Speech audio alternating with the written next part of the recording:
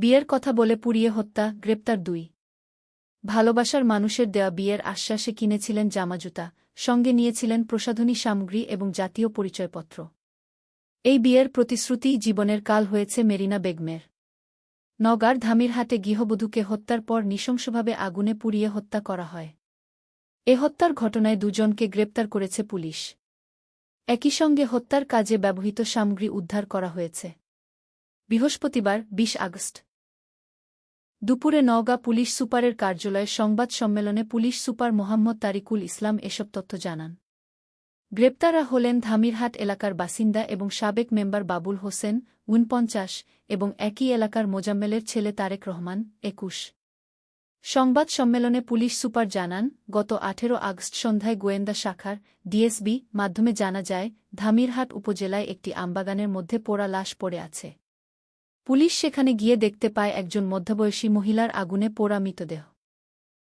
তার পাশে ছড়িয়ে আছে প্রসাধনী সামগ্রী এবং জাতীয় পরিচয়পত্র। তাৎক্ষণিকভাবে বিষয়টা সিআইডি এবং পিবিআইকে জানানো হয়। পরবর্তীতে তথ্যপ্রযুক্তি, স্থানীয় তদন্ত এবং ডাটা বিশ্লেষণ কয়েকজনকে সন্দেহ হয়। অভিযান পরিচালনা করে স্থানীয় সাবেক মেম্বার বাবুলকে গ্রেপ্তার করা হয়। পরে তার দেওয়া তথ্যের ভিত্তিতে অপর আসামি তারেক গ্রেপ্তার করে পুলিশ। পুলিশ সুপার তারিকুল ইসলাম বলেন, আসামিদের গ্রেপ্তারের পর প্রাথমিক জিজ্ঞাসাবাদে জানা যায় নিহত মেরিনা বেগমের ছেলে কাউসার আলী এবং তার স্বামী হাসেন আলী জীবিকা নির্বাহের জন্য কুমিল্লায় থাকেন। তারা বাড়ির বাইরে থাকার সুবাদে মেরিনা বেগমের সাথে সাবেক মেম্বার বাবুল হোসেনের একটা সম্পর্ক গড়ে উঠেছিল দুধ কেনাবেচাকে কেন্দ্র করে। সম্পর্ক যখন খুব গভীর হয়ে যায় তখন মেরিনা বেগম তাকে বিয়ের জন্য চাপ দেয়। এরপর মেম্বার তাকে 16 তারিখে বিয়ে করব বলে আশ্বাস দেন।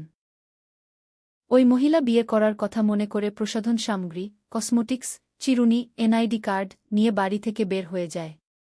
পুলিশ সুপার আরও বলেন, তখন ওই সাবেক মেম্বার 4 জনকে নিয়ে মেরিনা বেগমকে দুনিয়া থেকে সরে দেওয়ার পরিকল্পনা করে। সেই মোতাবেক 16 তারিখ দুপুরবেলা মেরিনা বাড়ি থেকে বের হয়ে যায়। আর এর মধ্যে আসামি বাবুল, তারেকসহ বাকি 2 জনকে মেরিনাকে নেওয়ার জন্য শাহাপুর ইউনিয়নে পাঠায় মেম্বার। শাহাপুর থেকে মেরিনাকে অগ্রাদিগুন বাজারে রাত আনুমানিক 10টার দিকে নিয়ে আসে। এরপরে তারা অগ্রাদিগুন বাজার থেকে একত্রিত হয়ে ভলকাডাঙ্গা নামে একটা বড় আমবাগানের ভিতরে তাকে জোর করে নিয়ে যায়। সেখানে নিয়ে যাওয়ার পর আসামিরা পরিকল্পিতভাবে বাবুলের নির্দেশনায় তারেক এবং আরও একজন বেল্ট গলায় পেঁচিয়ে প্রথমে মেরিনার মৃত্যু নিশ্চিত করে। পরে বাবুল মেম্বার শরীরে পেট্রোল ছিটিয়ে আগুন ধরিয়ে দিয়ে যে যার যার উদ্দেশ্যে চলে যায়। এই গ্রেপ্তারে 2 জনসহ 4 জন মিলে তাকে হত্যা করে এবং তার লাশ যাতে শনাক্ত করা না যায় সেজন্য পরবর্তীতে পেট্রোল ঢেলে তার মুখমণ্ডলসহ শরীরের উপরের অংশ পুড়িয়ে ফেলা হয় বলেও জানান পুলিশ সুপার।